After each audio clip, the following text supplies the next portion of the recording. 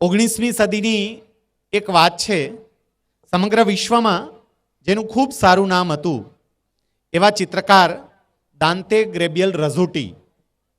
એમને એક વયોવૃદ્ધ માણસ મળવા માટે આવ્યો. એમણે દાંતેને કેટલાક ચિત્રો બતાવીને કહ્યું, આપ આ ચિત્રો જુઓ અને આપનો અભિપ્રાય આપો, ચિત્રો કેવા છે. દાંતેએ ચિત્ર જોયા, ખૂબ વખાણ કર્યા, ચિત્ર ખૂબ સરસ છે, અદ્ભુત છે, કદાચ હું પણ ન દોરી શકું એટલા સારા ચિત્રો છે. દાંતેએ કહ્યું, આ ચિત્રો છે કોના? અને પેલો વયોવૃદ્ધ કહે છે, આ ચિત્રો મારા છે. દાંતે કે હું માની શકું એમ નથી, કારણ કે આટલા સારા ચિત્રો તમે દોર્યા હોય તો તમારું નામ મારા કરતાં પણ આગળ આવવું જોઈએ.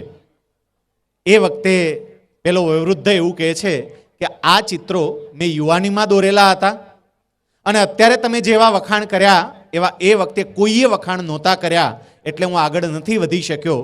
આપણે વિદ્યાર્થીઓને એટલા માટે પ્રોત્સાહિત કરીએ છીએ કારણ કે એમના વખાણ થાય, એમનું સન્માન થાય, એમને પ્રોત્સાહન મળે અને એને કારણે એ જીવનમાં આગળ વધી શકે.